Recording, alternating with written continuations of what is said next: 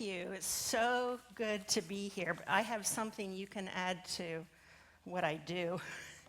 I am a therapist, and I incorporate talk therapy into my toolbox along with Gestalt and developmental trauma, all that. So we do electronic documentation. So last evening I was writing a note, and I said, treatment included talk therapy. Well, I misspelled it, and my autocorrect corrected it to yak therapy. So I love it. I love it. It's so good to be here. I am one of you all. I sat about right here about 10 years ago plus. 75, yeah, and my husband and I, in fact, I parked right in front of the music studio in front of that rail and porch because my husband did that. So I felt I could park there. Thank you. So good to be here. Is Jacinda here? Did you make it in? Jacinda, do you mind passing something out for me? Thanks. So excited that Jacinda's here, and I am going to be her supervisor. I've moved into a supervisor capacity, so I know the work that she does, and it is good work. And also Gary Lee could not be here this morning. However, I'm going to present something that all three of us will be back on campus to, because we want to be, for a workshop. She's going to pass something out that we'll address in a little bit. Clicker. You would think on my drive in from Franklin this morning, going 10 to 15 miles an hour, that it would give me lots of time to settle and relax, but it did just the opposite. So. But I'm here, and I'm thrilled to be here. It's an honor. I count my time with you all as sacred. My husband last night said something about my passion for you all. I said, yeah, that's a pretty good word for it. I care deeply, and I always will, and I'm here for you today. I'm going to present a path forward. When Mr. Hartkoff called me, he asked me to focus on a path forward, a way forward. So I am going to present an opportunity for you to take a tool that I use. Mine's right there. And yes, I'm working to be authentic and vulnerable today, but I caught myself walking up the ramp, carrying it the other way, and I thought, But this is my struggle, one of my struggles, and I'm going to share that with you. We all have struggles. We're not in heaven yet, and we're not God. And God told me to get off his throne quite a few years ago. And I'll tell you how Jesus told me to stop trying to be him. That was recently. If I have time, if not, I'll tell you in the workshop. That experience. He said, you can be like me, but you're not me, so stop. We'll get to that if I have time. If not, we're going to offer a workshop coming up soon. We don't know the date yet, but Gary Lee will be here, Jacinda and I, because we choose to be and walk with you. And we're going to take the circle tool that I'm going to show you and work with each of you. I hope everybody comes. Tell your friends, go out and pull people in. We all struggle with something, like I say. We live in a broken world. Mine, perfectionism, and I unpacked it for you. I was wired to be perfect. Okay, my developmental trauma includes being wired to be perfect, but that also set me up for some heartache, because I can't be perfect. So whatever it looks like, we all have something that is a challenge for us. So getting started, I only have like 14 slides, and those of you who I have taught before, this is a miracle. Okay? Usually my slides are like 34 or 40, so I'll try to get through these and then move over into the experiential tool here. Gracious love and truth are for those who plan what is good. I think the key here is we need to plan for good. We need a path. We need to be mindful. Mindfulness is paying attention on purpose. Okay, it's not just letting life come and go, ebb and flow, but paying attention on purpose. So in order to move forward, the direction I'm going to take this today is we're going to look at change, okay? Because moving means we change. I got in my car up in Franklin and I inched down the interstate today. That was a change for me, okay? We're going to talk about some internal changes and some behavioral changes this morning. But any movement necessitates change. So here are some reasons that we change, because what we're doing isn't working. Because what we are doing is inconsistent with who you have been created to be. And I so appreciated the prayer this morning. It was just so congruent with where I want to go today, in that he created you, and he created you enough. Okay? And that's the direction that we're going to start moving into, is who am I? Am I living congruent with who I was created to be? And if not, what changes can I enact in my life? We change because we discover new ways of doing things that'll make your life better, because you want to be the best you can be. Notice I didn't say be perfect, be the best you can be. And because of others who matter to you. So the formula, very simple formula that I'm going to use, A plus B plus C equals change. All right? Change is a process, not an event. Now, this is away from the supernatural change that is an event when we give our hearts to Christ. That's not what I'm referencing this morning. I'm talking about change on a human level is a process. So let's look at what A is. A is a model of the world. That's we call the model of the world is our belief system and our core sense of self. Who I am or who I want to become. Okay? Now, I see some of you taking notes, which is awesome. Write I-N-G right here. Just I-N-G, ing. I talk a lot about living in the ings, okay? We're never going to be there until we're there. So we are in the process of becoming, learning, healing, growing, understanding, because we're not there yet. So what does ing look like? I'll tell you what it looks like. It looks like grace. Okay? We are going to mess up. We're human. When we mess up, we get up and we say, what can I change? Okay? To keep moving forward. That's living in the ings. That's what I call living in the ings. So, Stephen Covey said, if you focus on behavior, you will get modest change. We call that behavior therapy. Stop that so that doesn't happen anymore. But here, if you change the paradigm, your internal program, your belief system, the change will be significant. Like I say, I was wired as a child to be perfect. I was programmed that way, so that's how my wiring wired. The neural connections in my brain connected, I have to be perfect. About 6 weeks ago, I learned I didn't know. Several years ago, I learned, no, nobody's perfect but God, so what does that mean to me?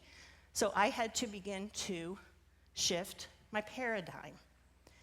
And the good thing is the brain, my brain is still neuroplastic. Yours is much more neuroplastic than mine even. So it's a little more difficult for me to create those new neural pathways. It's possible, but it's a lot of work, and I do my work, believe me. So I want to talk today about, first of all, about a shift, a paradigm shift for you.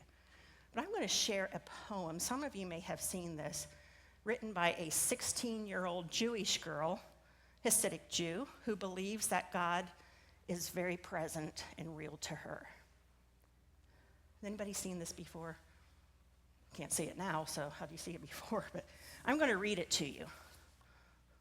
Oh, there you go. Can't read it on mine.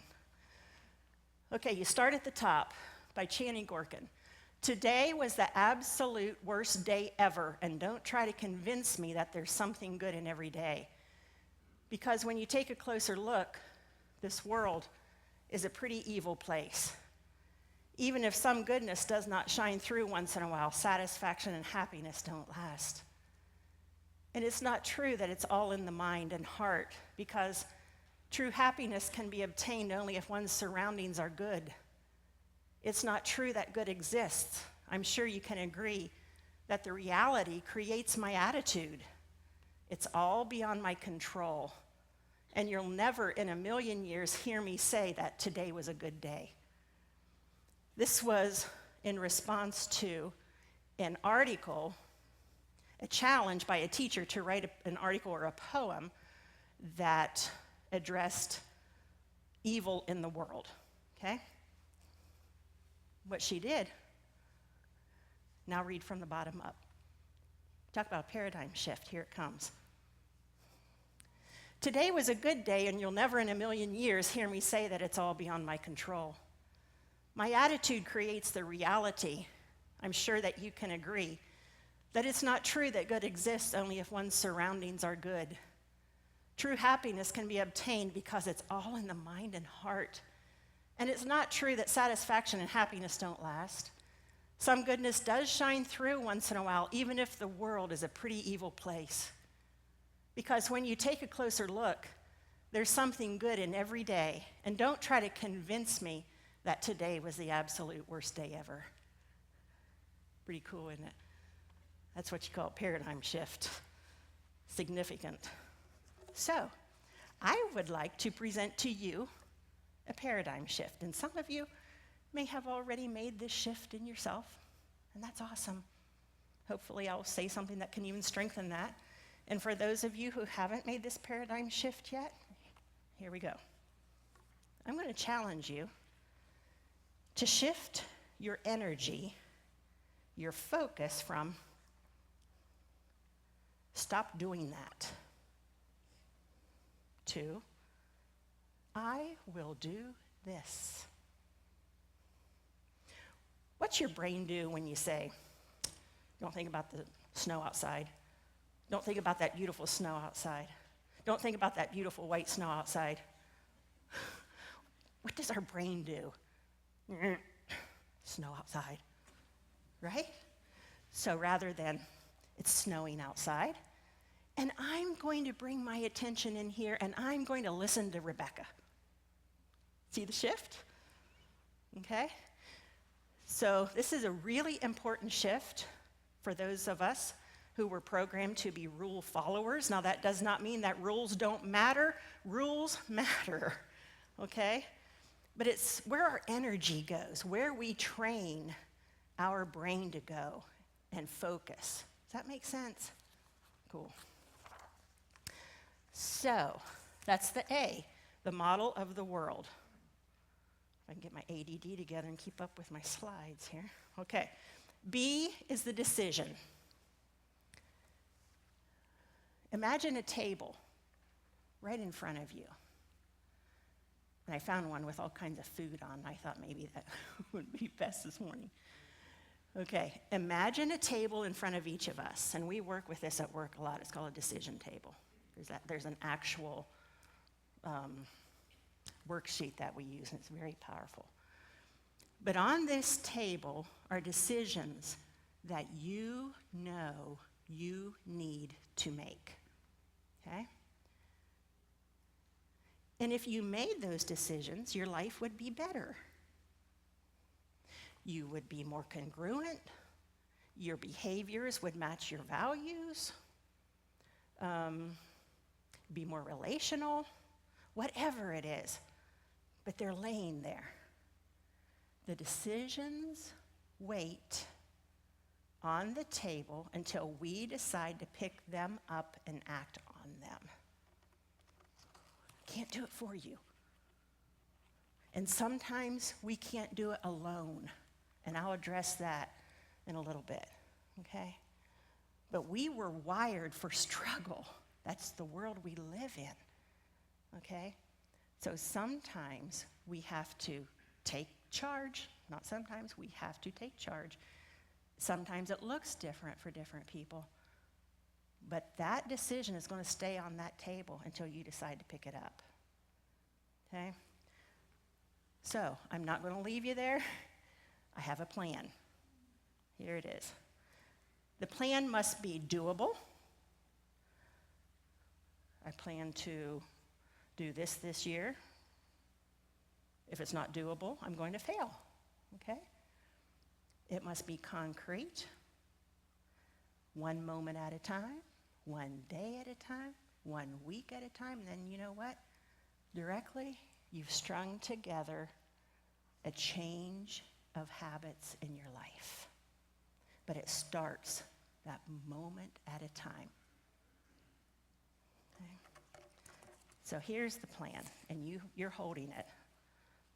But this is a visual to describe it. It's a circle plan map for behavior. There's an inner circle that's red. Think of this as a stop traffic signal. The red will be the behavior or the belief that you want to stop, okay?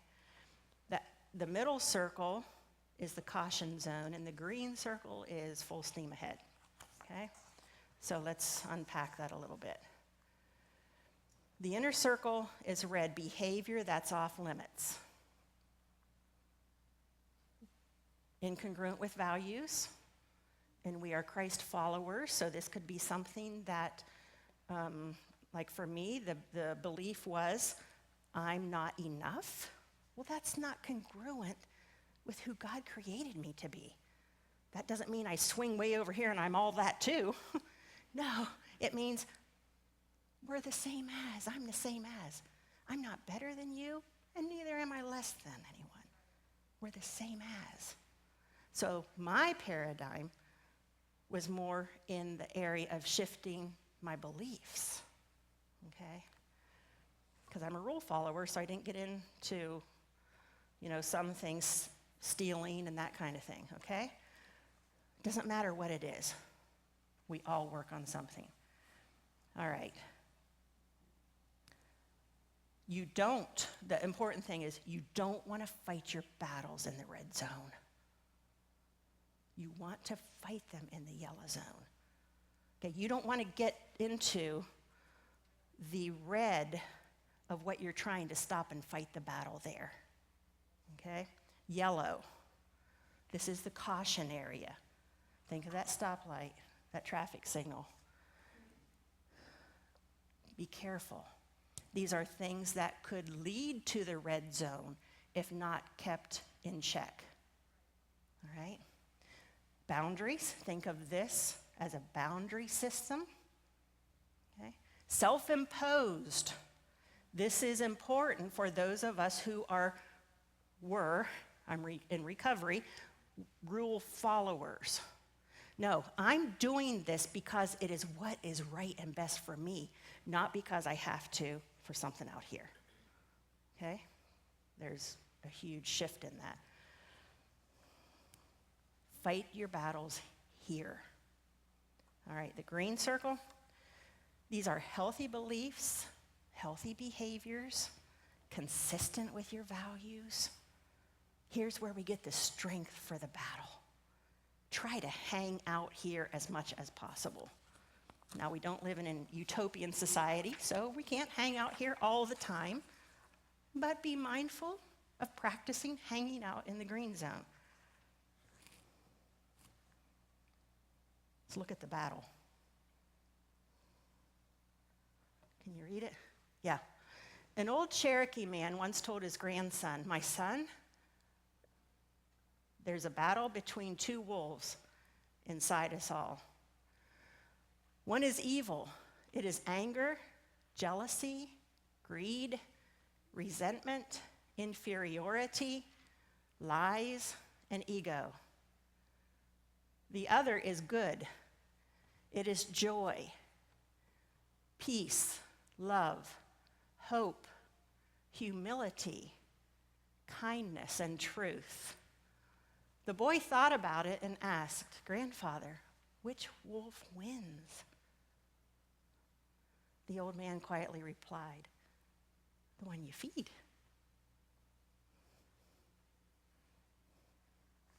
Powerful.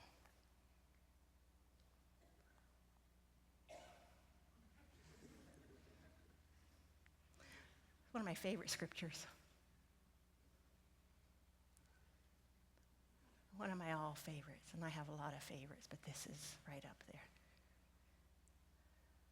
He comes alongside us when we go through hard times. Before you know it, he brings us alongside someone else who's going through hard times so that we can be there for that person, just as God was there for us. The song that said, "He's a king, and," here's a both and he's also your friend. Wow. He's saying, "I've got your back." Yeah, you need to take responsibility for what you can control. I gave you the ability to do this, but I will give you the strength. He doesn't do it for us. Yet he strengthens us because he's got our back. Okay? And that's going to be one of the most important things as we're looking at the inner circle, the whole circle work. Okay? And that's one of the most important things here. I was in a meeting here 2 weeks ago, I think, with staff and faculty. And I was struck with those who said, "I want to be a part of these students' lives." How can we do that? How can we come, and I'm tearing up again, I cried then, cry now about it. It was so touching. How can we come alongside and walk with them? Yeah. Now, I didn't get here in time to make handouts, but I will have these for the workshop. We will talk about a couple things, and I'll hit it right now, then I'll just put these away. When we talk about creating community, someone coming alongside of us, I just want to caution you, you need to make sure that person whom you have chosen is safe. Okay? There are safe people, and you all know this, and there are people who are not safe. So I have a handout from Cloud and Townsend. What are safe people? And some of it's a person who accepts me just like I am. Doesn't mean they excuse me, but there's no judgment there. You don't need judged. You need somebody to come alongside and you say, "Okay, what are you choosing to do about this?" And you share it with me, and I'll say, "Let's go for it. I'll fight for you." Okay? A person whose influence develops my ability to love and be responsible. Someone I can be around, okay? And then I copied something for a partner for accountability. What would an accountability partner look like?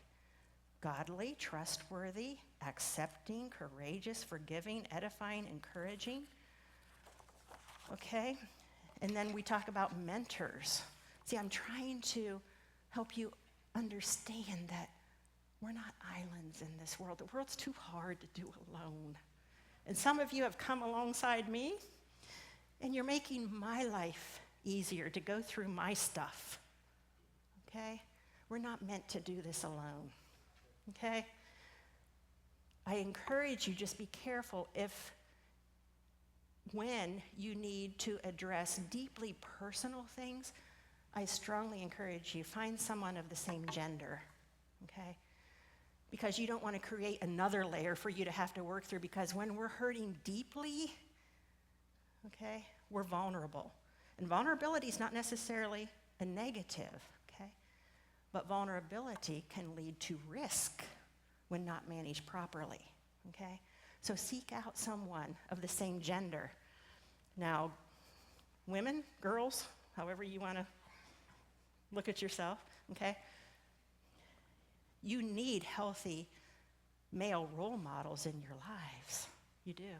And guys, you need healthy women models in your life, okay? And I'm not talking about your typical help me understand this. You can, either gender is fine. But I'm talking about when it becomes deeply, deeply personal. I strongly encourage you, seek out someone of the same gender, okay? So, all right. What time do we end? 3 minutes? All right. I will quickly show you what my circle looks like, and then you'll have to come back to the workshop.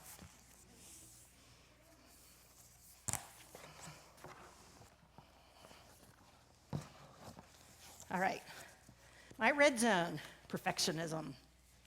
Okay? My yellow zone, what do I fight? Where do I fight my battles in staying out of perfectionism? See, perfectionism sets us up for, I have to be perfect. You're not, but I am. So that puts me one up, which is no, not good. So, comparison, stress and anxiety, mind reading, emotional reasoning. I'm feeling this way, so it must be true. Maybe, maybe not. Performance, okay? Fatigue, shame, social media. I am not a huge fan, but a lot whom I work with say, I got on Facebook and this, and this, and I'm just really feeling bad about myself. I say, let it go. Leave it alone.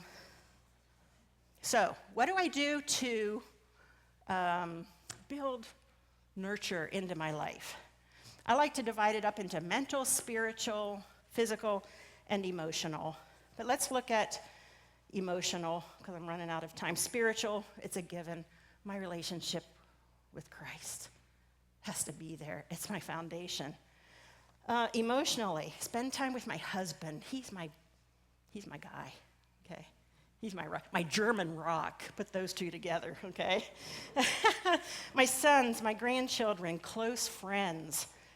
Create community. I have an amazing, Jacinda's and Gary are part of my colleagues at work. We have 10 therapists now, and I just gained so much strength from them.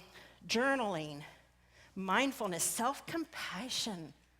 Give myself a break. I did the best I could. Authenticity, vulnerability, gratitude, and joy. And then mental TED Talks. I just love philosophy. I will talk philosophy. Scrabble, reading, intuition. So you see, if I stay here, self-compassion, awareness, I'm pretty far away from my perfectionism streak, okay? But if I'm up in here feeling shame and not tending to it, I'm pretty close to crossing over there. See how that works? Now, if I had time, we were going to create a model of another one, but I don't. We're out of time. But I was going to choose something around healthy sexuality, and I was going to choose pornography to work with. It's out there. I'm a certified sexual addiction therapist. I'm very aware of our culture. But if you will come back to our workshop, we will work with you with whatever your challenge is. And we want to create a safety place for you. And this can be confidential. I mean, we'll be in a group, but respect each other's space, okay? So please come back for that. Pornography. And I know it's a challenge. I am not blind, and I will talk about anything. So I'm good to go, okay? It's out there. My age, you had to get in the car. You had to have gas in the car. You had to have a car. Then you had to have gas. Then you had to drive. Then you had to have money. And then you went home and looked at it. You all, it's like, there it is, okay? So even if that's not a struggle for you, and if it is, we'll work with it. But if it's not, it's there, and you will know someone who struggles with it. So say viewing pornography, all out here, lonely, stress, internet. See, internet's not off, but we better set some boundaries around it. Your iPhone, it's needed, but we better set some boundaries around it. So that's the work we'll do. And then we will customize this to what works for you. You might hate philosophy, and that's okay. It might be soccer, okay? We'll do this together. All right, thank you so much for your time. I loved it. I don't know who I turn it over to, but I'm finished. God be with you till we meet again.